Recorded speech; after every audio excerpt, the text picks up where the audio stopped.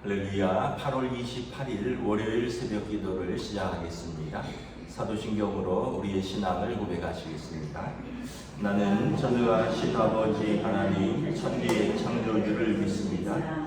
나는 그의 유일하신 아들 우리 주 예수 그리스도를 믿습니다.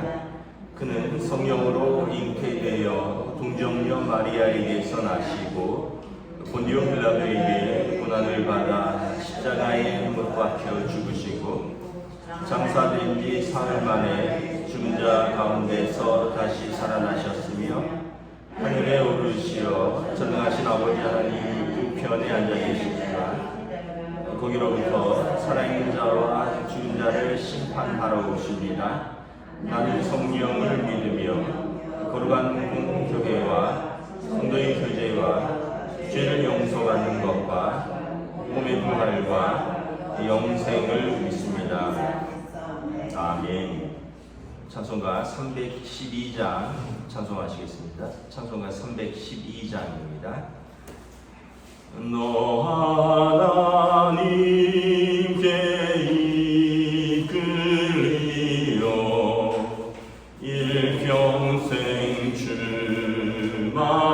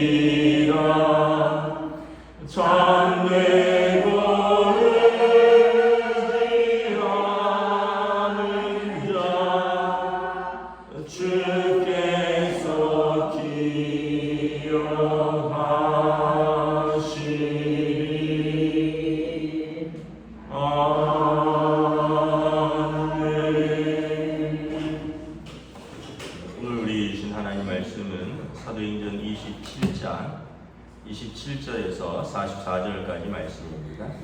사도행전 27장 27절에서 44절까지 말씀입니다.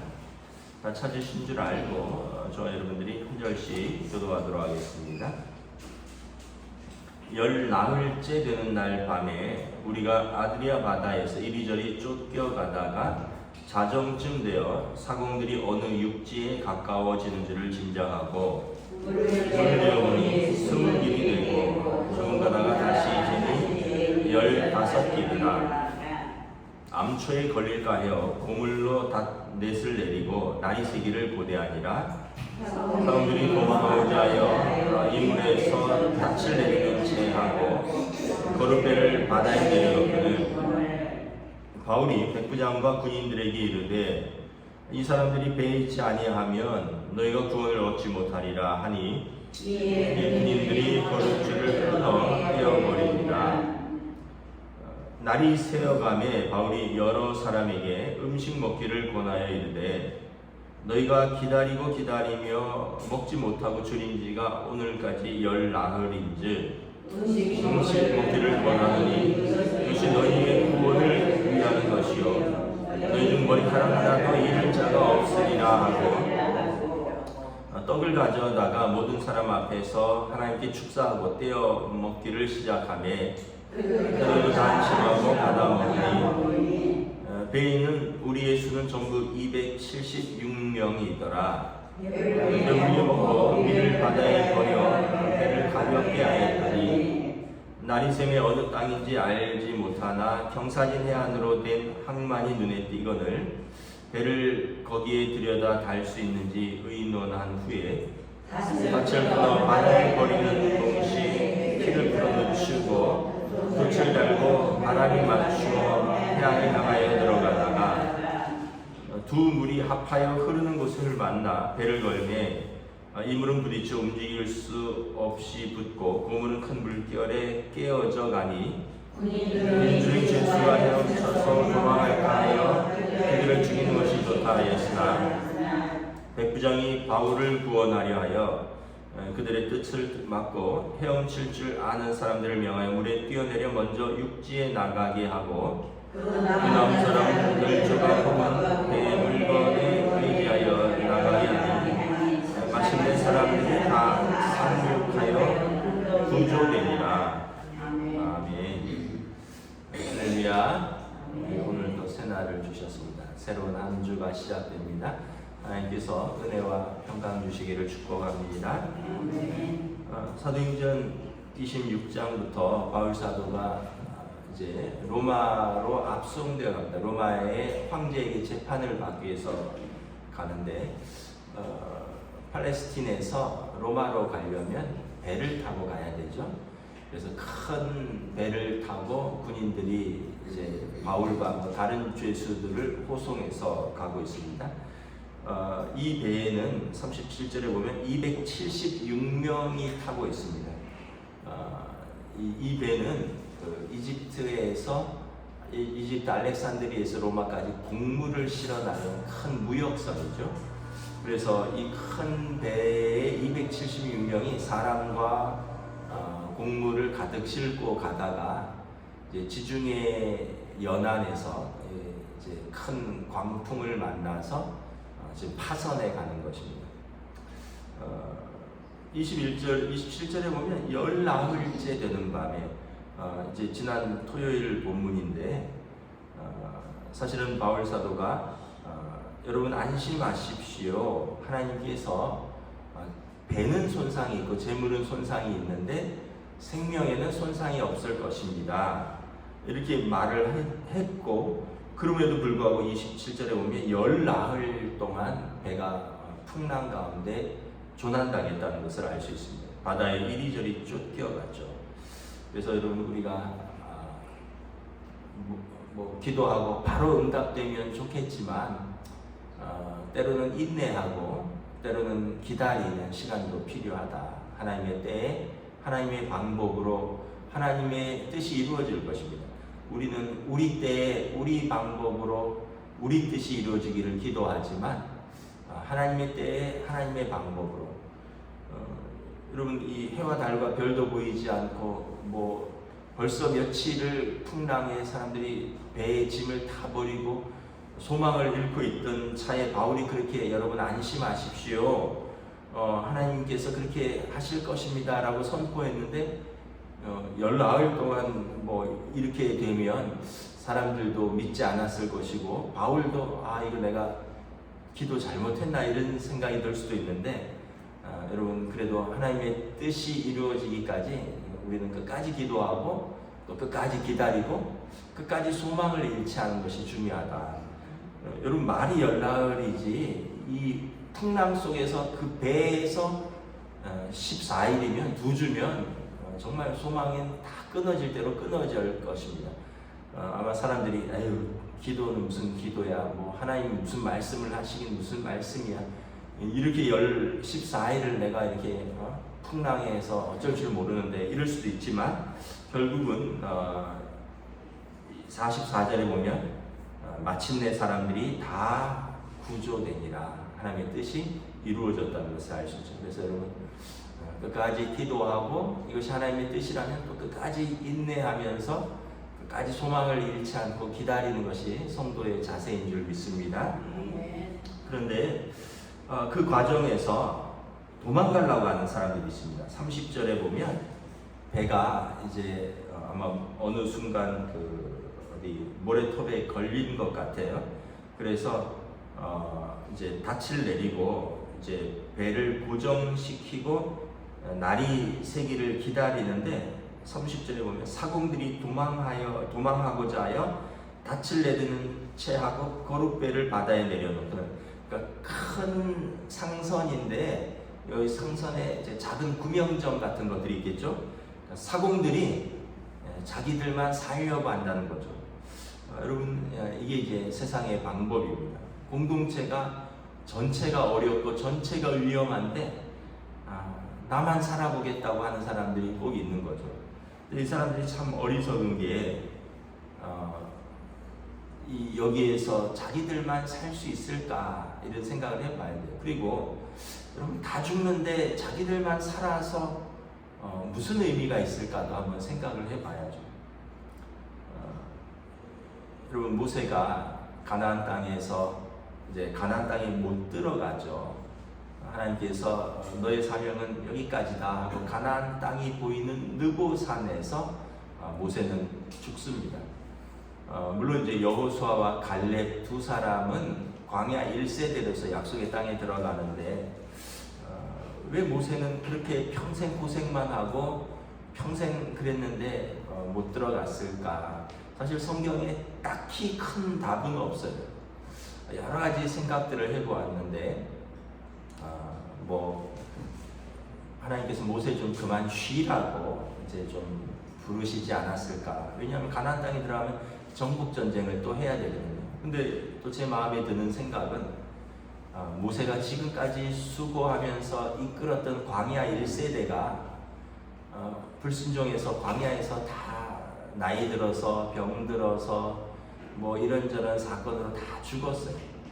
여러분 어쨌든 불순종했든 또는 순종했든 수고했든 수고를 안 했던 자기와 함께 출발했던 광야 1세대가 다 죽었습니다. 광야에서. 저는 그렇게 생각해요. 모세가 물론 여호수아와 갈렙은 들어갔지만 가나안의 정탐꾼 2명으로서 지도자가 다 죽는데 그 3명 중에 껴서 홀로 가나안 땅의 약속의 땅에 들어가는 것 개인적인 영광일 수는 있겠지만 공동체적으로 지도자에게 무슨 의미가 있을까 이런 생각을 해보았습니다. 그래서 모세도 이제 약속의 땅 입구까지 백성들을 인도하고 1세대와 함께 광야에서 사라지는 것이 맞을 수 있겠다. 왜냐하면 그것이 불명예스러운 것이 아니거든요. 하나님께서 모세를 부르시거든요. 모세는 자기 사명을 다 감당했던 것이죠. 여러분 이렇게 모세처럼 자기 공동체와 함께 끝까지 이제 1세대와 함께 마치는 사람이 있고요. 또 세상에 보면 세월호 선장처럼 그 뱃속에 수백 명의 학생들이 있는데 자기는 소곡바람으로 제일 먼저 탈출하는 사람들도 있고 오늘 본문에도 보면 276명이 14일만 나와 있지만 그 앞에까지 포함하면 거의 3주간을 산에 죽네 이러면서 했는데 뱃사람들이 승객들은 이렇게 했는데 제일 먼저 탈출하려고 하는 그런 사람들이 있다는 거죠. 그래서 여러분 세상의 원리가 그렇다라는 거예요. 이 사람들이 나쁘다기보다는 세상의 원리가 그런 거죠. 나만 아니면 돼, 나만 살면 돼. 그런데 바울이 이야기를 하죠. 백부장에게 말합니다. 이 사공들이 배에 있지 아니하면 누가 배를 운전하겠느냐?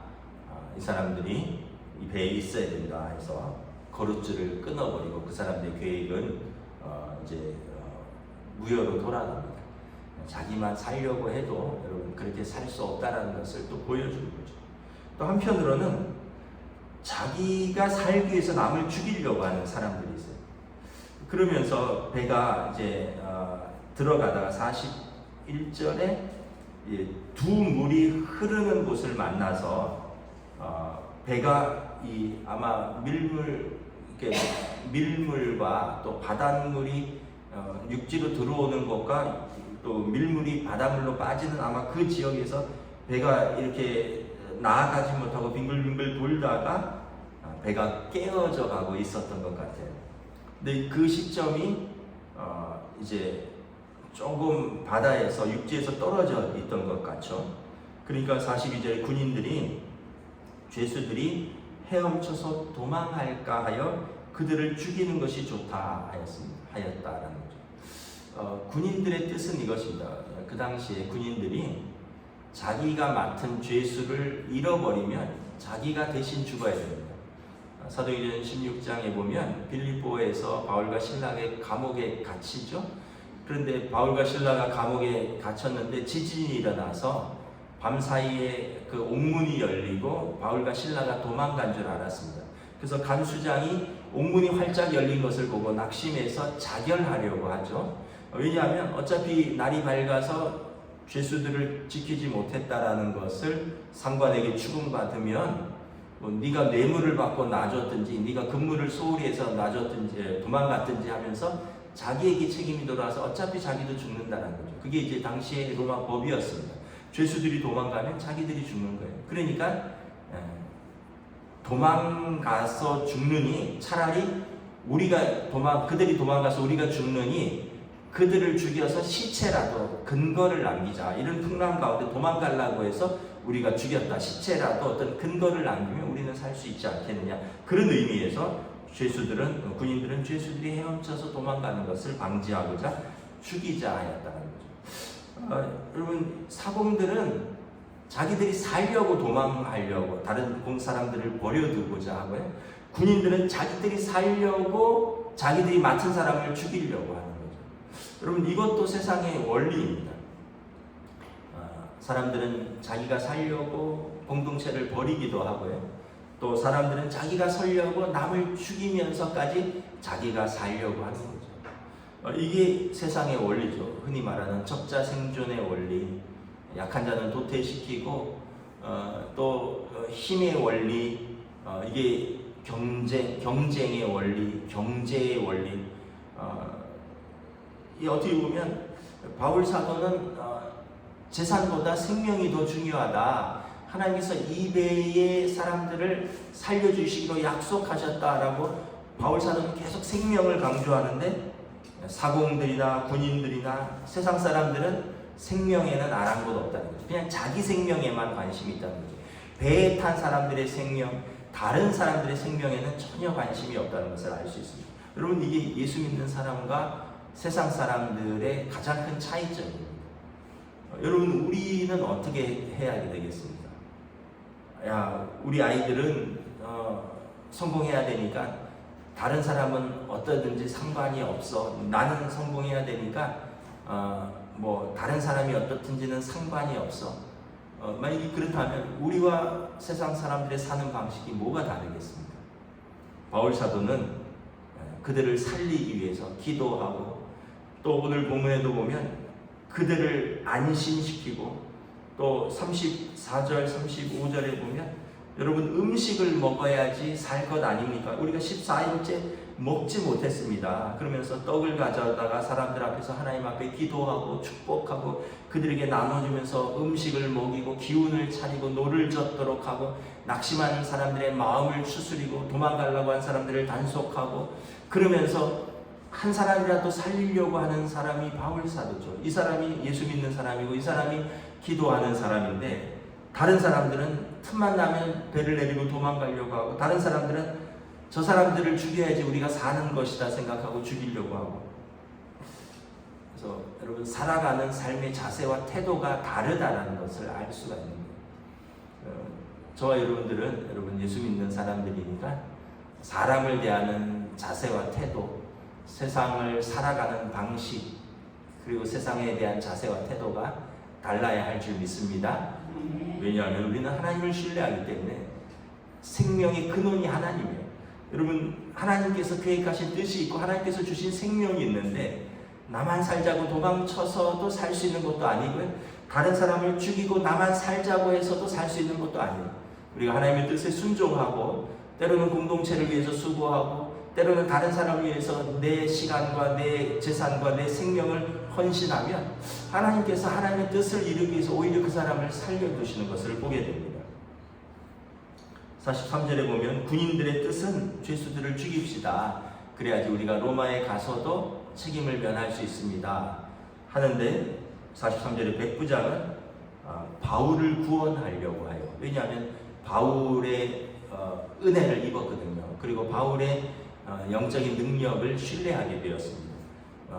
처음에는 선장과 선주의 말을 듣고 여기에서 과동하자 하다가 나중에는 이제 바울의 말이 옳구나, 저가 기도하는 사람이구나, 하나님께서 저와 함께 하시는구나는 것을 믿고 이제 백부장은 군인들을 막죠.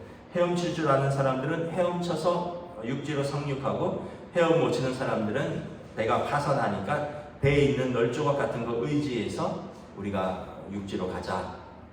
그리고 그 결정에 따라서 죄수들도 이제 뭐 상인들도 배에 탄 모든 사람들이 헤엄칠 줄 아는 사람 헤엄쳐서 이제 육지로 들어가고 다른 사람들은 널판지 같은 거 붙들고 견디다가 이제 육지에 있는 사람들이 그들을 구조하게 되고 결과적으로 모든 사람들이 다 구원받게 되는 것을 바라보게 됩니다. 말씀을 마치도록 하겠습니다. 여러분, 행복이 무엇일까요? 그 배에 탄 사람이 다 사는 게 행복이겠죠. 너는 죽어라, 나는 살아야겠다. 이게 행복일까요? 남들 이런 공동체에서 죽어가는 사람들이 있는데 나만 살면 행복할까요? 그리고 나 살기 위해서 너는 미안하지만 좀 죽어줘야겠다. 여러분, 그게 행복할까요? 그렇게 살아서 양심의 가책은 없을까요? 하나님 앞에 섰을 때 심판이 없을까요? 우리는 여러분 세상과 다르게 살아야 되는 거죠. 하나님은 이 세상을 구원하시려고 이 세상을 사랑하셔서 하나밖에 없는 아들을 내어주신 분입니다.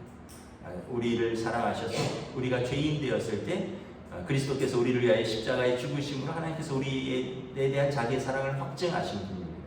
그리고 그러한 우리에게 세상을 맡겨주셨습니다. 너희가 세상의 청지기로서 하나님의 뜻을 이제 전하며 살아라. 너희가 세상의 청지기로서 하나님의 이 구원의 뜻을 선포하며 살아라. 너희가 하나님의 백성으로서 세상을 사랑으로 섬기며 살아라. 저와 여러분들이 그렇게 살면 하나님이 우리도 살려주실 뿐만 아니라 우리와 함께 있는 공동체에게 더 큰 은혜와 사랑과 소망으로 우리로 인하여 함께하여 주실 줄 믿습니다. 아멘. 기도하겠습니다. 하나님 은혜를 감사합니다. 이제 바울과 일행이 탄 276명이 탄 그 큰 배가 지중해 바다 한가운데서 유라굴로 광풍을 맞이하여 파선하고 그리고 그들이 소망이 없는 가운데 바울 사도는 하나님께서 우리를 살려주실 것이라고 말씀하셨습니다. 내가 기도할 때 너의 사명은 로마에 가서 가이사의 법정에 서서 복음을 전하는 것이다. 그러므로 우리는 다 살 것입니다. 소망을 잃지 마십시오. 믿음을 잃지 마십시오. 하나님께서 우리에게 하시리라는 것을 나는 믿습니다. 그러함에도 불구하고 현실은 14일째 풍랑이 계속되고 그러한 상황 속에서 자기만 살려고 도망치는 뱃사공들도 있고 그러한 상황 속에서 자기들이 나중에 책임을 면하고 살기 위해서 죄수들을 죽이려고 하는 군인들도 있고 그러나 그들 모두를 살리기 위해서 애쓰며 수고하며 기도하는 바울 사도가 있고 오늘 우리에게 어떠한 사람이 되어야 하는가? 기도하는 사람, 예수 믿는 사람은 어떠한 사람이 되어야 하는가? 세상과 무엇이 달라야 하는가를 우리에게 분명히 보여주는 것을 믿습니다. 오늘 우리에게 공동체를 주셨습니다. 우리 가정을 주셨습니다. 우리 가족을 위해서 우리가 수고하고 애쓰며 헌신하는 우리를 긍휼히 여기시고 하나님 우리 가족들에게 은혜를 베풀어 주시옵소서. 우리의 일터, 우리의 교회를 주셨습니다. 우리의 수고와 우리의 눈물의 기도와 우리의 사랑으로 우리가 속해 있는 일터와 우리의 교회가 하나님 앞에서 풍성해질 수 있도록 또 우리를 통하여 우리 공동체를 세워주시고 인도하여 주시옵소서. 감사를 드리오며 우리 주 예수 그리스도의 이름으로 기도드리옵나이다. 아멘. 하늘에 계신 우리 아버지의 이름을 거룩하게 하시며 아버지의 나라가 오게 하시며 아버지의 뜻이 하늘에서와 같이 땅에서도 이루어지게 하소서. 오늘 우리 일용할 양식을 주시고 우리가 우리에게 잘못한 사람을 용서하여 준 것 같이 우리 죄를 용서하여 주시고 우리를 시험에 빠지지 않게 하시고 악에서 구하소서. 나라와 권능과 영광이 영원히 아버지의 것입니다. 아멘.